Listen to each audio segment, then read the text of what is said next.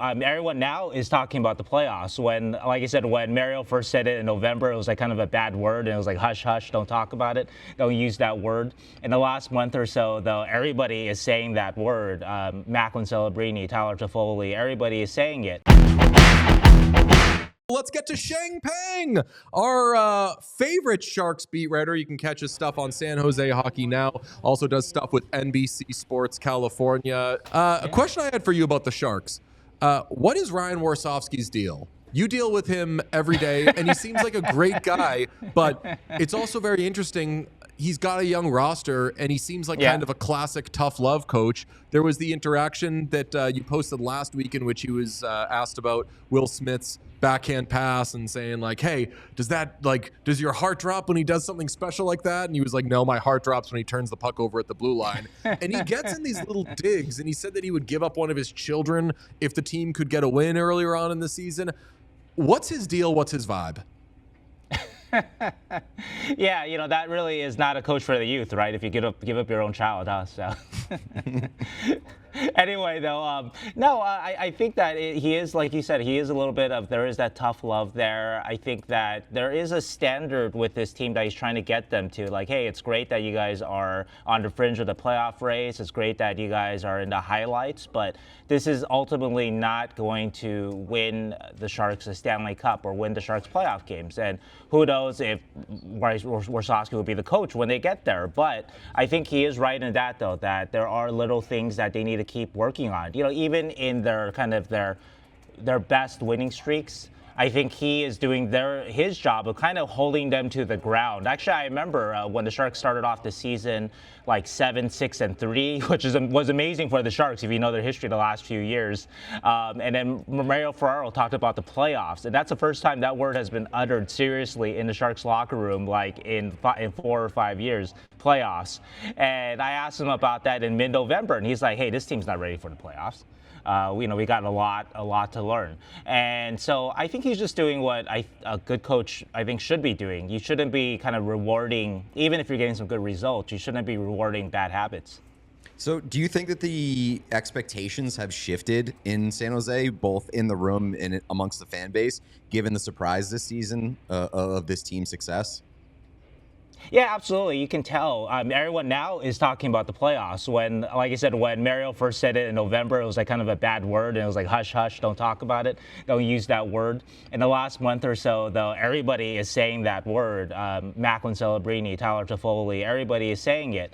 So the expectations definitely have shifted, and I think that's what makes this current losing streak a little disappointing in the sense that a team that intends to make the playoffs, they need to take care of business against the Calgary Flames, against the Chicago Blackhawks. And it shows that they still have something to learn, obviously. You reported, I believe, last week that the Sharks might be in on Artemi Panarin and that he would be interested in them.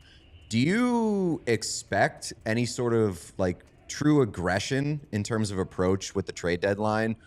In terms of getting there, whether it's this year or to solidify the future of this team and that team's core? With Panarin, not so much. I think that just the cost of Panarin might be too great considering his age. The cost could also be the extension that he reportedly wants, which I'm not sure if that makes sense for the Sharks at his age. They definitely do need elite talent to play with Macklin Celebrini. You could see that in the power play yesterday against the Blackhawks, that it was no disrespect to the other guys out there who are talented, but it was kind of like Macklin and 4 other good players. And you got to put some elite talent next to him.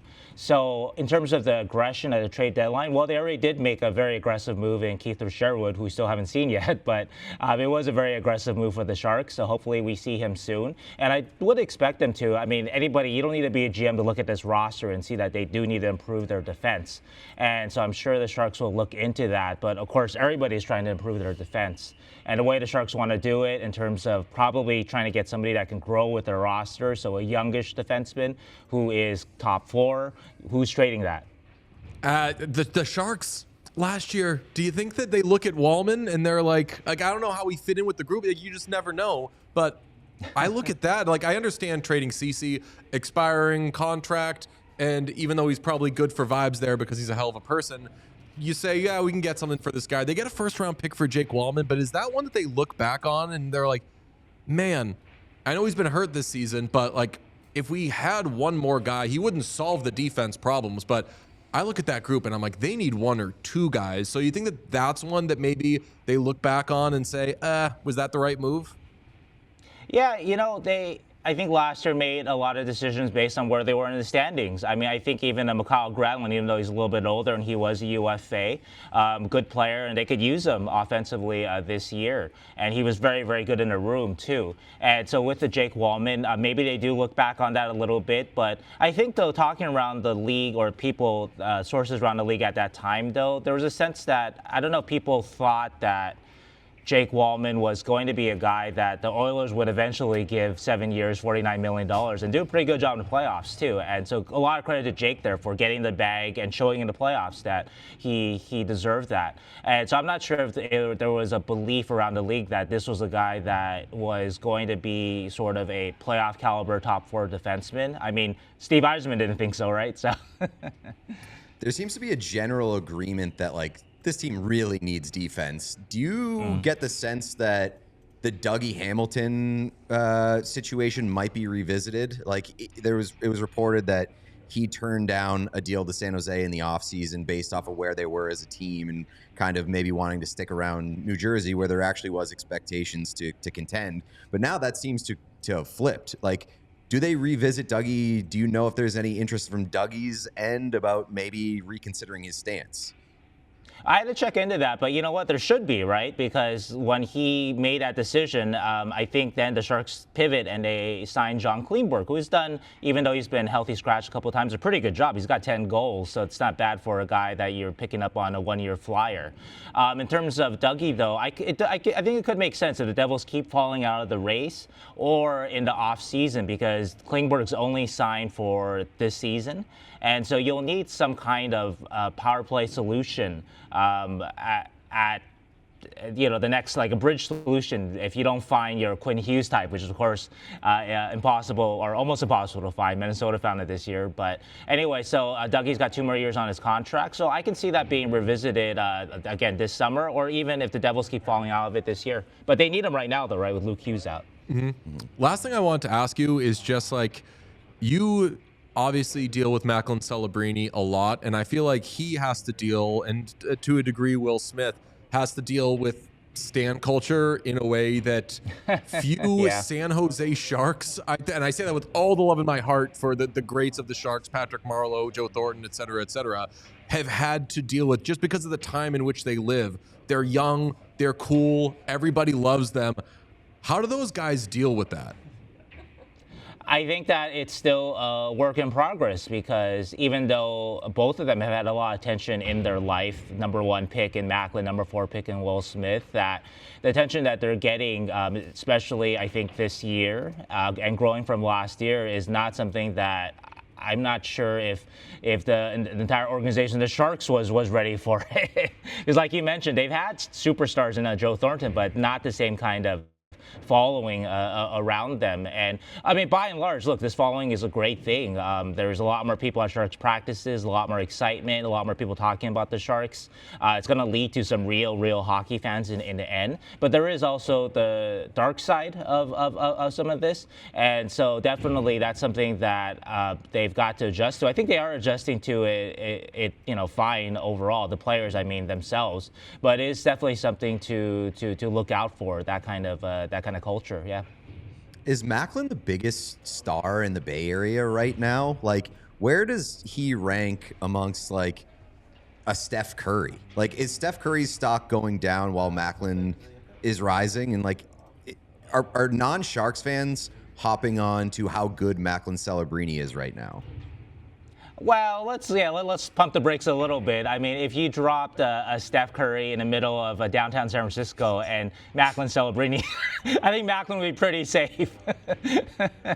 So definitely Macklin's not the biggest athlete in the Bay Area, but I guess you would say he's the hottest, I guess, in the sense of like the one with just kind of going, the stock is just, the stonks are going up there with Macklin there, right?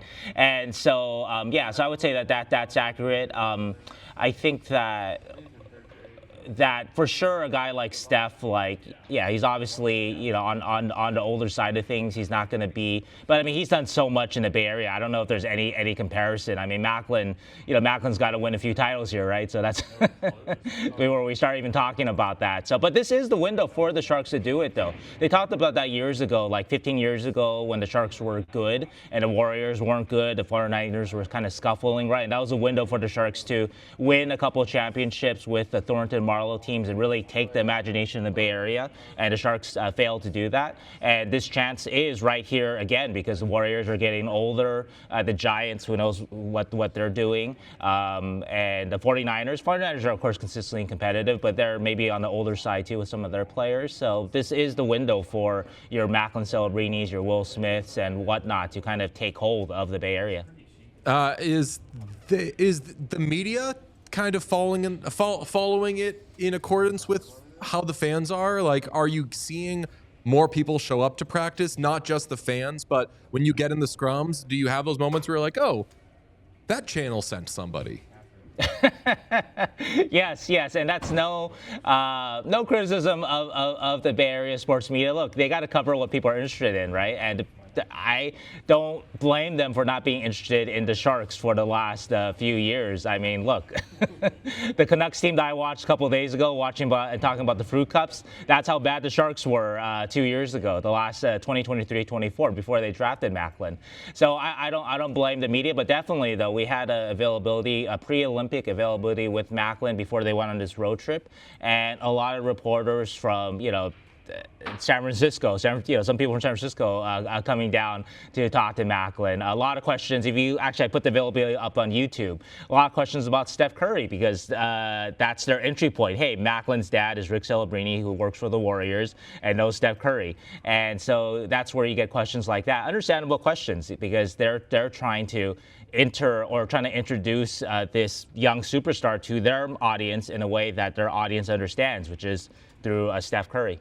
Well, Sheng, I know you got a couple of practices to cover there at, what's it called? Five Third? What's that? Fifth Third Arena, yeah. Fifth Third Arena. Who could forget it? I definitely know what it's called. Sheng, thank you so much for joining us. We're such fans of your work, and the Sharks have been so fun, so we get to consume a lot of it. We appreciate it. If you enjoyed this video, please subscribe to What Chaos here on YouTube. You will get everything, daily episodes, player interviews, and so much more. It's all here on the What Chaos YouTube. Hit subscribe.